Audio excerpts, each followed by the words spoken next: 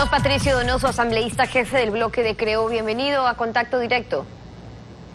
Estefi, muchas gracias por la invitación. Buenos días. Permítame, previa a su primera pregunta, buenos días, solidarizarme con el vicealcalde de Quito, Eduardo del Pozo, que ha sido sentenciado absurdamente a 15 días de prisión. Y también me solidarizo con el líder nacional de la oposición, Guillermo Lasso, que pretenden la próxima semana, recordará usted de lo que le estoy diciendo, que vaya a prisión entre 15 a 30 días. Mi solidaridad con aquellos ciudadanos que están siendo perseguidos por el oficialismo. Y eso último en lo que se refiere a Guillermo Lasso, ¿por qué?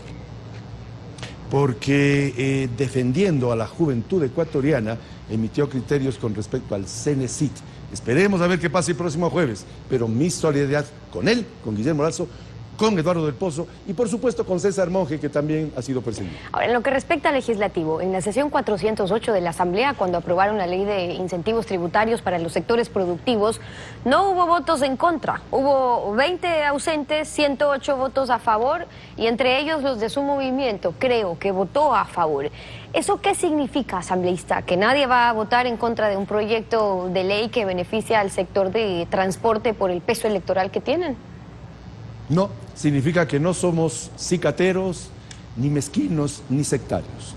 Las iniciativas en temas de orden económico y tributario corresponden, de acuerdo a la Constitución, exclusivamente al Ejecutivo. Y llega un proyecto que, si bien es paños tibios con respecto a la eliminación de impuestos, es, al fin y al cabo, eliminación de impuestos. Y hemos abogado, Estefi, todos estos años por eliminar tanto impuesto. Y argumentamos en el plenario legislativo que se deben eliminar dos más que son gravísimos, a los cuales me voy a referir en pocos segundos, pero evidentemente tenemos que demostrar sindéresis en la política ecuatoriana y que cuando se elimina, aunque sea parcialmente, aunque sea paños tibios, impuestos para la gente, para la familia ecuatoriana, apoyamos. Mire usted, no tenemos ningún problema en apoyar algo que tiene su viso de positivismo. Le recuerdo a la opinión pública que el movimiento Creo, del cual yo soy parte, ha presentado no menos de 38 proyectos a la legislatura. ¿Sabe usted y la opinión pública, Estefi, cuántos han sido aprobados? 0. Nosotros sí somos absolutamente generosos. Ahora, de aprobar. Por un lado está lo que se aprueba, los incentivos, que son positivos. Así es. Y por otro lado es cuando se lo hace. Sobre eso, escuchemos lo que dijo en el pleno de la Asamblea Fernando Bustamante, ex asambleísta de Alianza País. La política pública siempre se proclamó aquí en este gobierno y en otros anteriores debe ver al interés público, no a tratar de acomodarle la camita a tal o cual sector económico. Y en el caso de los transportistas, perdón que lo diga, aunque es durísimo el término que voy a usar, es impresentable. Aquí lo que yo veo es otra cosa que no tiene nada que ver con el bien común. Tiene que ver con el hecho bien conocido que se trata de un sector con una altísima capacidad de chantaje y extorsión política y que estamos en un año electoral y que asegurarse su apoyo, por ejemplo, para una logística de campaña, por ejemplo, puede ser extremadamente urgente. Ahí está la urgencia. La urgencia es que para la campaña el sector del transporte está alineado con el gobierno. Esa es la económica urgente, pues. Entonces, cierto es que los incentivos son necesarios, pero no es el único sector que requiere de esos alivios. ¿Usted cree que el proyecto fue direccionado con un interés electoral?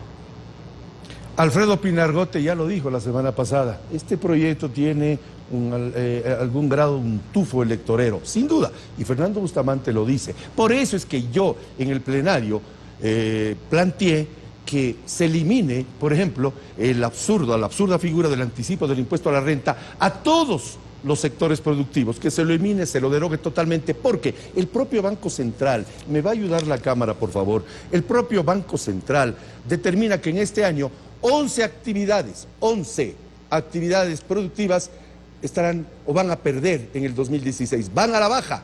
Sin embargo, ya pagaron anticipo del impuesto a la renta y además se está cobrando, por supuesto, un impuesto contra pérdidas, lo cual es absurdo e injusto e inapropiado. Y segundo, en el cálculo del anticipo del impuesto a la renta ya están entrando los activos de dichas actividades productivas. Me explico, un tractor comprado por un agricultor o una retroexcavadora comprada por un constructor ya entra en el cálculo del anticipo del impuesto a la renta y centenares de empresas en este primer semestre que acaba de concluir, Estefi, Han cerrado sus puertas, han quebrado. Sin embargo, ya les cobraron el absurdo anticipo del impuesto a la renta. Claro, esa parte hay que pagar impuesto a la renta.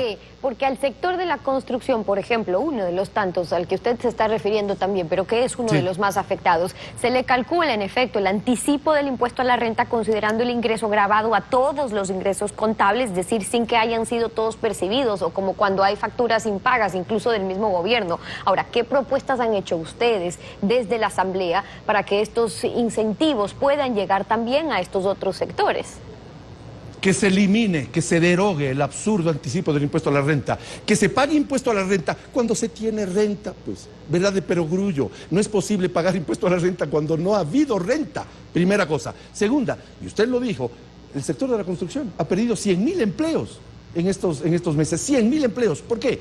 Porque hay un serio problema en la economía ecuatoriana y el gobierno, en vez de eliminar todos esos perversos impuestos, como el impuesto a la salida de divisas que encarece todo en un 5%, lo que hace es paños tibios con respecto a al área de la transportación y de la salud y el resto de sectores. Por eso es que nosotros, más allá de votar a favor, porque no somos cicateros, porque no somos mezquinos, porque no somos sectarios, planteamos que se eliminen estos impuestos. Además, muchos miembros del oficialismo estuvieron de acuerdo con nosotros, pero al final del día no incluyeron en el último debate la eliminación, la derogatoria del absurdo anticipo del impuesto a la renta que va en contra de la familia ecuatoriana. Por eso es que el proyecto nuestro, y si este gobierno no lo hace, Dios mediante, si somos gobierno en el 2017, haremos una contra reforma tributaria que implique la eliminación de estos absurdos, de estas injusticias. Mire usted, me permite un ejemplo, la blusa que usted está utilizando costó un 5% más en el evento de que sea